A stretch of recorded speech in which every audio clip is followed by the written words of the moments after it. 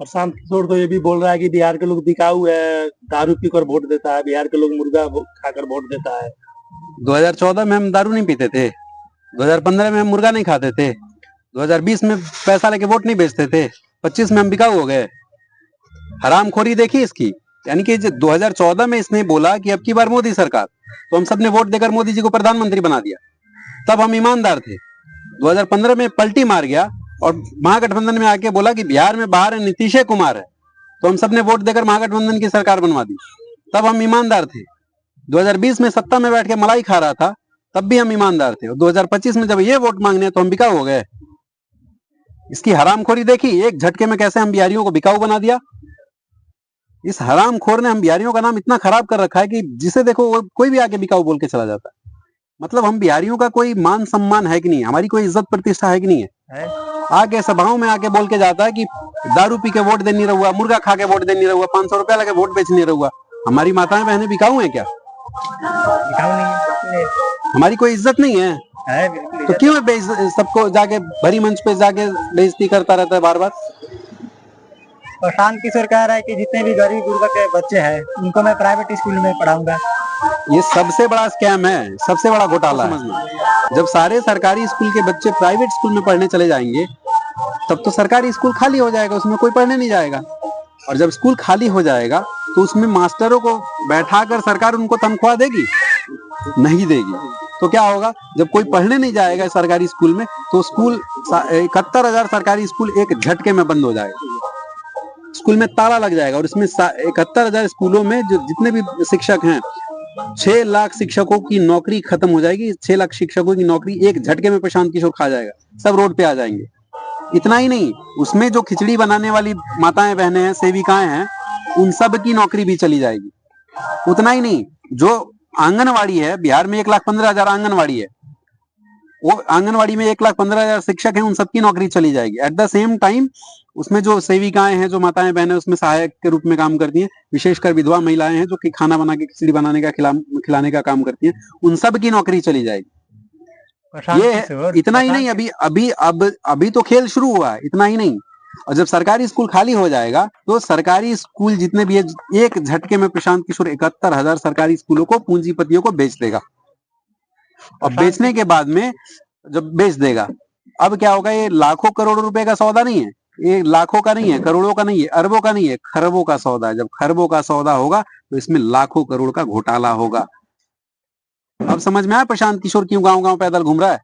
लोग कह रहे हैं अरे भाई देखो कितना अच्छा है प्रशांत किशोर, लाखों करोड़ों की नौकरी छोड़ के, अपना काम छोड़ के हमारे बच्चों के लिए गांव गांव पैदल घूम रहा है। मूर्ख नहीं है जो पैदल घूम रहा है, वो लाखों करोड़ के लिए पैदल घूम रहा है। और अभी तो खेल शुरू हो रहा है, बता रहा हूं।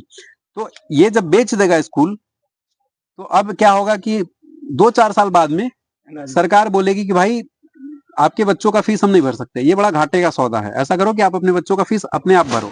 अब आपके पास 2 ही विकल्प है, या तो आप अपने बच्चों का फीस सरकार प्राइवेट स्कूल में खुद भरो, और नहीं तो जो सरकारी स्कूल में लेके जाओ।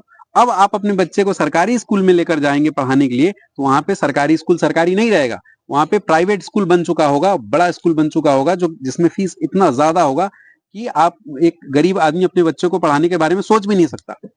उसमें मिनिमम फीस 4 से 5,000 रुपया होगा कम से कम।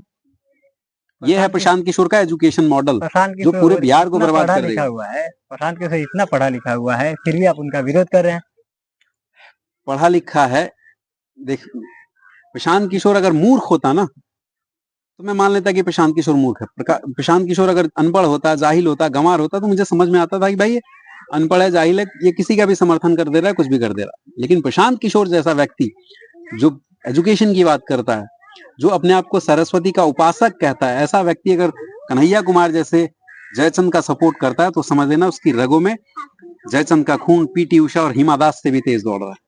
क्या इसकी बुद्धि, क्या इसकी विवेक एक ऐसे व्यक्ति की प्रशंसा करने की अनुमति देती है जो भारतीय सेना को सरेआम गाली देता हो, भारतीय सेना को बलात्कारी कहता हो, टुकड़े टुकड़े गैंग का अपने आप को सरगना कहने में गौरवान्वित महसूस करता हो? नहीं करती है। लेकिन उसके बाद भी ये समर्थन कर रहा है। क्या गारंटी है कि जो कल जो ये भारत तेरे टुकड़े होंगे इंशाल्लाह इंशाल्लाह के नारे लगवाने वाली टीम बिहार के टुकड़े नहीं करेगी? है कोई गारंटी? नहीं। तो ऐसे हरामखोर से सावधान रहने की जरूरत है। और तुम कह रहे हो पढ़ा लिखा है, क्या पढ़ा लिखा है भाई? ये देश और विकास, ये बिहार और ना राज्य के हित में और ना ही राष्ट्र के हित में, किसी के हित में नहीं है। It's very dangerous for this Indian politics. आदमी नीतीश कुमार जी मतलब कैसे व्यक्ति है, इस बात से आप अंदाजा लगाओ कि नीतीश कुमार ने अपने बेटे को अपनी पार्टी का उत्तराधिकारी नहीं घोषित किया, उन्होंने प्रशांत किशोर को उत्तराधिकारी घोषित किया था। लेकिन इसने क्या किया, ये रोज प्रशांत किशोर नीतीश कुमार को गाली देता है। जिसके घर में रहा, उनके घर में खाया, उनके घर में रहता था और उन्हीं के साथ में नमक हरामी कर रहा है।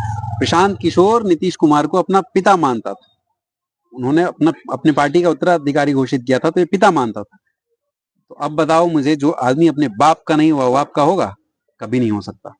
इसलिए कह रहा हूँ कि ऐसे ऐसे हरामखोरों से दूरी बना के कह रहा है कि राजद जो है गुंडों की पार्टी है। तो राजद गुंडों की पार्टी, अरे बाप रे बाप, राजद गुंडों की पार्टी है अब कह रहा है, तब राजद गुंडों की पार्टी नहीं थी जब इसने सरकार बनवा दी।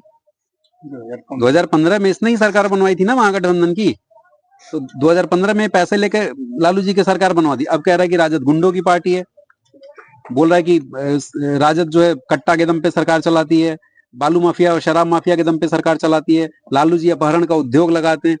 ये इसको मालूम नहीं था 2015 में? ये तो गुंडों से भी ज्यादा खतरनाक है।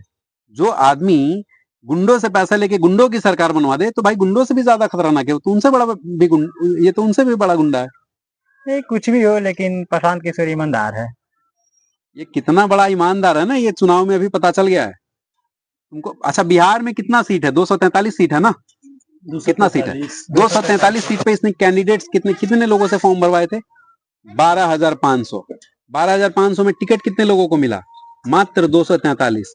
इसका मतलब ये हुआ कि 12,257 जो लोग हैं उन सब से वो सब तो लुट गए। ये एक एक कैंडिडेट से 21-21 हजार रुपया लिया इसने। तो एक बात बताओ, ये 30 करोड़ का स्कैम तो ऐसे ही कर लिया, एक झटके में इसने 30 करोड़ कमा लिया। और उतना ही नहीं, इसने क्या किया, मतलब दिमाग देखो इसका, धूर्तता देखिए इसकी, कैसे लूटता है लोगों को, कैसे मूर्ख बनाता है। पहले तो इसने क्या किया कि 12,500 लोगों से फॉर्म भरवाए इसने और उन सबको बोला कि अपने अपने क्षेत्र में प्रचार करो। अब एक क्षेत्र में लगभग 50 आदमी ने इसके लिए आवेदन किया है 21-21 हजार रुपया देके, और जब सबको चुनाव लड़ना है तो सब लोग अपना अपना प्रचार प्रसार कर रहे थे। तो लोगों के पैसे से अपनी पार्टी का चुनाव प्रचार प्रसार करवाया, लोगों का लाभ कार्ड बनवा के अपनी पार्टी का प्रचार प्रसार करवाया, और उसके बाद में उन लोगों को मिला क्या? बाद में टिकट तो एक को मिला, 49 लोगों को धोखा मिला है। ये सरासर लूट है। अगर ये ईमानदार होता तो उन लोगों से पैसा नहीं लेता, और लिया भी है तो उनको रिटर्न कर देता, जो लोगों ने जिनको टिकट नहीं दिया। लेकिन इसने टिकट उनको रिटर्न नहीं किया, पैसा लूट के बैठ गया। और तुम कह रहे हो ईमानदार है? क्या ईमानदार है भाई? इतना ही नहीं, अब मैं बता रहा हूँ, अब तुम बोल दिया तो बता रहा हूँ। डिसेंट्रलाइज क्राउड फंडिंग के माध्यम से हजारों करोड़ लूट रहा है, लाभ कार्ड के नाम पे लूट रहा है। 20 रुपया में 20,000 का महीना मिलता है क्या? 20,000 का लाभ मिलता है। 20,000 का लाभ यानी कि 12 दूना 24, 2,40,000 रुपया साल का होता है। 20 रुपया दीजिए और 2,40,000 साल का कमाइए। इतना तो शेयर मार्केट में भी नहीं होता। इतना बड़ा लुटेरा है ना। देखो, बिहार में एक ठग हुआ, बिहार का सबसे बड़ा ठग हुआ, जिसका नाम था नटवर लाल। उसने लाल किला को बेच दिया, उसने ताजमहल को बेच दिया, यहाँ तक नहीं, यहाँ इतना ही नहीं, उसने संसद भवन को भी बेच दिया। और एक बार नहीं, उसने संसद भवन को एक बार, लाल किला को 2 बार और ताजमहल को 3 बार बेच दिया था। और प्रशांत किशोर उससे भी बड़ा ठग साबित होगा अगर ये मुख्यमंत्री बनता है तो। प्रशांत किशोर कह रहा है कि अगर हमारी सत्ता आएगी तो फर्जी जो कानून, शराबबंदी का जो कानून है, मैं उसको हटा दूंगा। अच्छा, एक बात बताओ मुझे, शराबबंदी का कानून फर्जी कैसे हो गया? शराबबंदी का कानून फर्जी होता है? तो इस तर्क से, ये तर्क तो नहीं कुतर्क है, इसके तर्क से तो फिर हत्या और बलात्कार के भी कानून हटा देने चाहिए। क्योंकि कानून रहते हत्या और बलात्कार भी हो रहा है देश में, देश ही नहीं दुनिया भर में हो रहा है। तब तो इसके तर्क से तो हत्या और कानून का भी, हत्या और बलात्कार के भी कानून हटा देने चाहिए। क्या बोलते हो, हटा देना चाहिए? नहीं हटाना चाहिए। ये सब फालतू के कुतर्क हैं व्यक्तिगत स्वार्थ के लिए। ये आदमी इतना बड़ा स्वार्थी है कि अपने स्वार्थ के लिए किसी का भी नुकसान पहुंचा सकता है, किसी का भी।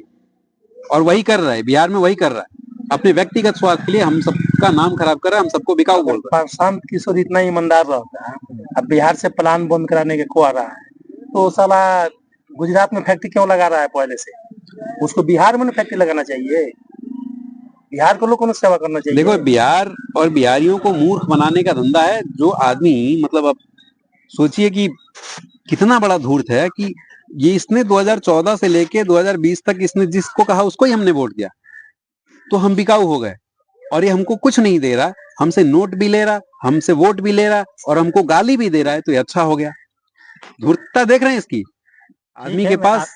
आपकी बात समझ रहा हूँ, लेकिन अब की बार जो चुनाव इलेक्शन आ रहा है, आपके हिसाब से किस पार्टी को हमको वोट देना चाहिए? देखिए, वोट किसको देना चाहिए ये आपका अपना मतलब जन्म सिद्ध अधिकार है कि भाई आपका ये राइट है कि आप किसको वोट दें, ये आपके ऊपर डिपेंड करता है। तो मुझे ऐसा लगता है कि डेवलपमेंट पे वोट होना चाहिए। नीतीश कुमार जैसा ईमानदार व्यक्ति आज के डेट में राजनीति में बिहार में नहीं है। वो आदमी को कोई स्वार्थ नहीं है, उनकी वाइफ है नहीं, उनका एक बेटा है, उसको बहुत ज्यादा राजनीति से कोई मतलब नहीं है। उन्होंने उनका पूरा का पूरा जीवन जो है बिहार के विकास के लिए समर्पित रहा है और आज तक 1 रुपए का भी कोई चोरी का घोटाले का आरोप नहीं है। तो ऐसा ईमानदार व्यक्ति और ऐसा कर्मठ व्यक्ति आज के डेट में पूरे बिहार में नहीं है। ठीक है, इसका मतलब उसको देना चाहिए। बिल्कुल देना चाहिए। अगर अच्छी चीजों को अगर बढ़ावा नहीं देंगे हम लोग तो फिर लोग जीतेंगे कैसे काम? अगर आप बिहार के लिए सच में चाहते हो कि डेवलपमेंट हो, बिहार में विकास हो, तो आपको ऐसे लोगों को सपोर्ट करना होगा जो लोग बिहार के लिए समर्पित हैं, बिहार के विकास के बारे में। नीतीश कुमार 20 साल तक राज किया, लेकिन अभी लोग सोच रहे हैं कि अभी चेंज हो, 5 साल पे सरकार चेंज हो, जिससे कि देखो चेंज करना अच्छी बात है। बिहार में परिवर्तन संसार का नियम है, परिवर्तन होना चाहिए, लेकिन आप जिसको परिवर्तन करके लाना चाह रहे हो वो परिवर्तन के लायक भी है क्या, पहले देखना होगा कि नहीं देखना होगा। अगर हम लोग मोबाइल कोई भी चीज करते हैं आज के डेट में, अगर हम चप्पल भी खरीदने जाते हैं तो देखते हैं भाई अपना चप्पल जो खराब हो गया अगर या फिर पुराना हो गया तो हमको लगता है कि चप्पल बदल देना चाहिए। तो चप्पल हम दूसरा जो खरीदने जा रहे हो हमारे लायक है क्या? चप्पल मतलब टिकेगा क्या? अगर हम खरीद रहे हैं उसको 200 400 500 रुपया दे रहे तो हम देखेंगे नहीं कि वो महीना 2 महीना 4 महीना 6 महीना चलेगा कि नहीं चलेगा। तो अगर पता चला कि हम 500 रुपया दे के चप्पल खरीद लिया और हवाई चप्पल निकल गया, उसमें 2 महीने बाद फीता टूट गया, क्या करोगे? तो उस लायक होना चाहिए ना। आप बदलाव करना अच्छी बात है, लेकिन आप ये भी तो देखो कि वो किया क्या है। किया कुछ नहीं हो, गाली दे रहा, उल्टा लूट के लेके जा रहा है हमसे।